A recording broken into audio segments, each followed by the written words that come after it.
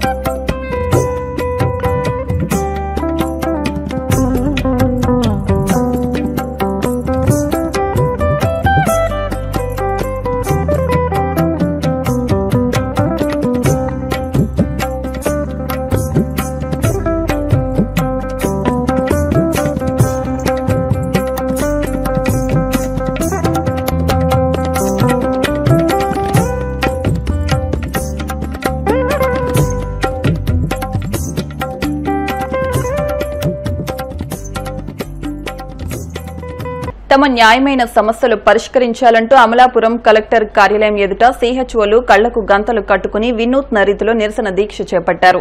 అంబేద్కర్ కోనసీమ జిల్లా అమలాపురంలో 10 రోజులుగా హెల్త్ ఆఫీసర్ల ఆందోళన కొనసాగుతోంది. ఈ సందర్భంగా వారు మాట్లాడుతూ ఆయుష్మాన్ భారత్ నిబంధనల ప్రకారం ఉద్యోగ భద్రత కల్పించాలని డిమాండ్ చేశారు. ఎన్హెచ్ఎం ఉద్యోగులతో సమానంగా 23% వేతన సవరణ చేయాలన్నారు. క్లినిక్ అద్దె బకాయిలను వెంటనే చెల్లించి నిర్దిష్టమైన జాబ్ చార్ట్ అందించాలని కోరారు. గత 10 రోజులుగా నిరసన దీక్ష చేస్తున్నా ప్రభుత్వం పట్టించుకోవడం లేదంటూ ఆవేదన వ్యక్తం చేశారు. ఇప్పటికైనా అధికారులు సంఘ నాయకులతో చర్చించి సమస్యలు పరిష్కరించాలన్నారు.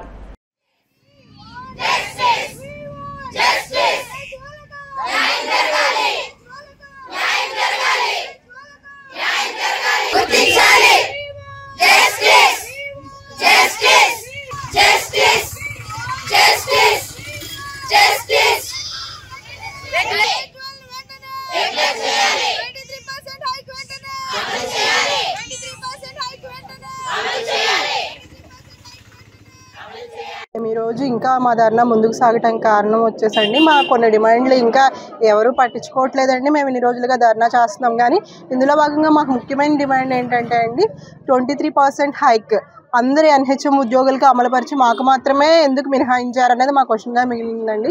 ఇంకా ఏంటంటే గిరిజన ప్రాంతాల్లో చేస్తున్న సిహెచ్ఓలకి ప్రత్యేక రాయితీల కోసం మేము అన్ని సమన్వయంగానే అడుగుతున్నామండి. ప్రత్యేక రాయితీ కల్పించాలని, శాలరీ హైక్ 23% హైక్ అది మాది మెయిన్ ఉద్దేశం అండి. ఈపీఎఫ్ఓ ప్రతి ఎంప్లాయీకి ఈపీఎఫ్ఓ అనేది అది ఒక ఉద్యోగ భద్రత అండి. మాకు మినహాయించారు, ఎందుకో అది అర్థం కావట్లేదు. వెంటనే పునరుద్ధరించాలని గవర్నమెంట్ని కోరుతున్నామండి. పెండింగ్ ఇన్సెంటివ్స్ కూడా త్వరగా విడుదల చేయాలని కోరుతున్నాం. ఇంకా ఈ రోజు 9వ రోజు వరకు కొనసాగుతుందంటే మా బాధని గవర్నమెంట్ అర్థం చేసుకోవాలని కోరుకుంటున్నామండి. హైక్తో పాటు పెండింగ్ ఇన్సెంటివ్స్ క్లియర్ చేయాలండి. అలాగే మా కోసం ప్రత్యేక జాబ్ చార్ట్ కూడా ఇవ్వాలని కోరుకుంటున్నాం. అలాగే 100%లో మ్యాక్సిమం 80% లేడీసే ఉన్నారండి. దయచేసి మా అందరినీ గుర్తించి మా బాధని అర్థం చేసుకోండి, మా బాధను గుర్తించండి. దయచేసి మీరు మాకు న్యాయం చేస్తారని మేము కోరుకుంటున్నాం. ప్రస్తుతానికి ఏంటంటే మెయిన్ ఎన్హెచ్ఎంలో నుంచి 189 క్యాడర్స్కి హైక్ ఇచ్చారండి, మమ్మల్ని పక్కన పెట్టారు. అదొకటండి.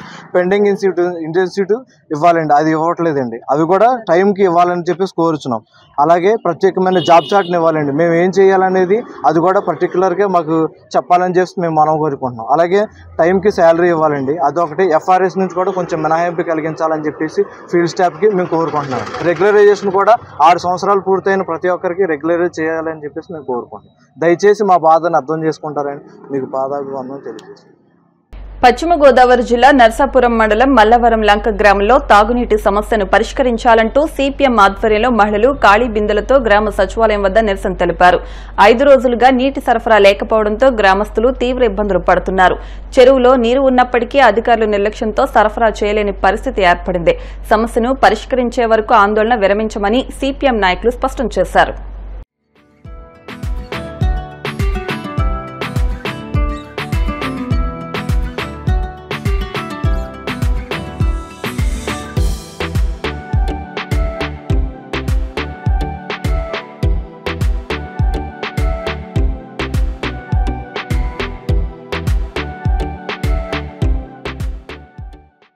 తాగునీరు సమస్య మీద నరసాపురం మండలం మల్లవరం లంక గ్రామ సచివాలయం దగ్గర మేము ధర్నా చేస్తున్నాము.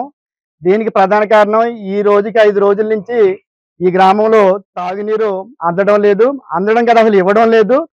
ఈ ఇచ్చే నీరు కూడా ఎప్పుడు చూసినా నిత్యం 360 రోజులు పచ్చగానే మట్టి తోటి వస్తుంది. ఇప్పుడు ఆ నీళ్లు కూడా మాకు కనీసంగానే ఏదో చేతులు గడుపుకోవడానికో స్నానం చేయడానికో వంట చేసుకోవడానికో లేవు. ఈ నీరుతోటి మేము వంట చేసుకుంటుంటే ఆ వండుకున్న అన్నం కూడా పచ్చగానో నల్లగానే వస్తుంది తప్ప ఇక్కడ శుద్ధి చేసి నీరు ఇవ్వట్లేదు అనేది ప్రజలు ఆందోళన పడుతున్నారు. అయితే ఈ 5 రోజుల నుంచి ఇంత పరిస్థితి ఏంటంటే ఆ నీరు కూడా రావట్లేదు. కాబట్టి ఇక్కడ మేము సచివాలయం దగ్గర ధర్నా పెట్టాము. ఇక్కడ ఇప్పుడు 10:30-11 కావచ్చు వస్తుంది.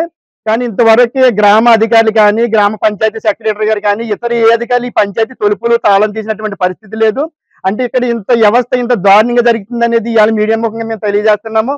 ఇక్కడ మల్లవరం లంక ప్రధానంగానే, తర్వాత మల్లవరం, లిగితిపూడి, కొప్పరి ఈ ప్రాంతంలో ఉన్నటువంటి ప్రజల్ని ఈ ఏరియాలో ఉన్నటువంటి అధికారులు కానీ ప్రజాప్రతినిధులు కానీ మనుషులుగా చూసేటువంటి పరిస్థితి లేదు. ఎందుకంటే ఏళ్ల తరబడి ఎప్పుడు కూడా ఇక్కడ తాగునీరు సమస్య, రా వాటర్ వచ్చేస్తుంది. ఇప్పుడు అది కూడా లేదు. కాబట్టి మేము డిమాండ్ చేసేది తక్షణం సంబంధిత అధికారులు ఇక్కడికి వచ్చే వరకు ఈ ఆందోళన నిర్మించమనేది ఒకటి. ఎవరు వచ్చినా ఇప్పుడు తక్షణం ట్యాంకుల ద్వారా నీరు రప్పించి ఈ మే నెల సీజన్ అయ్యి మళ్ళీ పంటకాలం వదిలి శుద్ధి చేసి నీరు ఇచ్చే వరకు ట్యాంకుల ద్వారా స్వచ్ఛమైన తాగునీరు ఇవ్వకపోతే మేము డైరెక్ట్ గా ఎండి ఆఫీసుని కానీ ఆర్డీ ఆఫీసుని కానీ ముట్టడిస్తాము.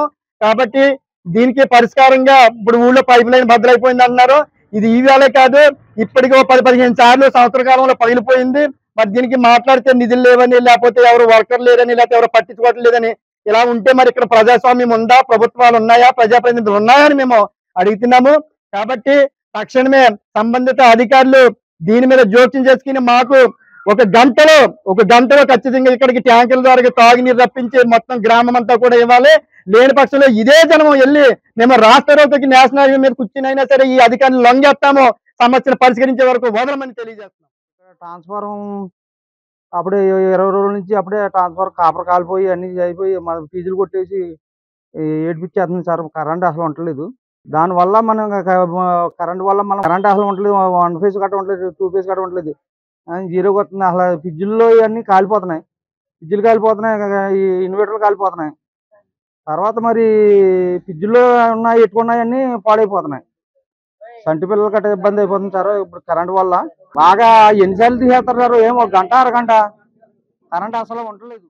పిల్లలు మేము ఇబ్బంది పడుతున్నాము. రెండోది కరెంట్ కూడా ఇబ్బంది పడుతున్నాం బాబా. ఏదైనా మీటర్ కాలిపోయి ఎన్ని కాలిపోయి ఫ్యాన్ కూడా తిరుగుతలేదు పండు మాకు అన్ని కాలిపోయినాయి బాబు. మరి అది మాకు మీరు మాకు న్యాయం చేసి మీరు గ్రామస్తులు ఏమైనా చేయరు, మీరు ప్రజల్లో ఉన్నారు కాబట్టి మీరు చెయ్యాలి మాకు న్యాయం. కమ్యూనిస్ట్ నాయకులైనా తెలుగుదేశం నాయకులైనా ఏ నాయకులైనా మాకు న్యాయం చేసి మాకు మధ్యాహ్న కాలం వాటర్ రప్పించాలి. కేంద్ర ప్రభుత్వం కులగణన చేయాలనే నిర్ణయంపై మడకశిర మాజీ ఎమ్మెల్యే సిడబ్ల్యూసీ మెంబర్ రఘువీరారెడ్డి స్పందించారు.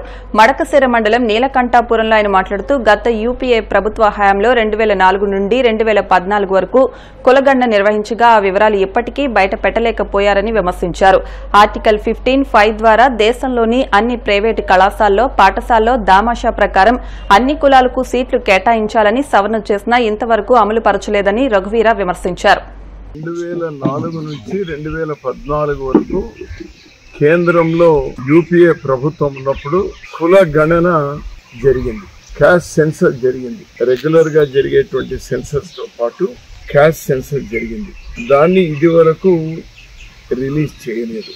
అలానే రాజ్యాంగంలోని ఆర్టికల్ 15(5) సవరణ ద్వారా దేశంలో ఉన్న ప్రైవేట్ సంస్థలకు సంబంధించిన అన్ని విద్యాలయాల్లో కూడా ప్రైమరీ స్కూల్ నుండి యూనివర్సిటీ వరకు కూడా ఎస్సీలు, ఎస్టీలు, బీసీలు, రిజర్వేషన్ కేటగిరీలందరికీ కూడా అక్కడ సీట్లు ఇవ్వాలి ఆ దామాషా ప్రకారం అని గత యూపీఏ ప్రభుత్వంలో సవరణ తీసుకురావడం జరిగింది. అది ఇంతవరకు అమలు కాలేదు. వార్తలు ముగించే ముందు ముఖ్యాంశాలు మరొకసారి. పహల్గామ్ ఉగ్రదాడికి ప్రతిగా ఆపరేషన్ సింధూర్, పాకిస్తాన్లోని ఉగ్ర స్థావరాలపై భారత్ సైన్యం మెరుపు దాడులు.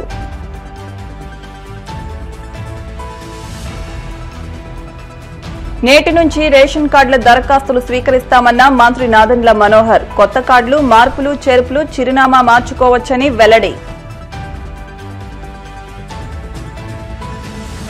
యాక్సిస్ సంస్థలతో విద్యుత్ ఒప్పందాల్లో భారీ అవినీతి దాగుందన్న మాజీ ఎంపీ మార్గాని భరత్. రాష్ట్ర ఖజానాను చంద్రబాబు ప్రైవేటు సంస్థలకు దోచిపెడుతున్నారని ఆగ్రహం.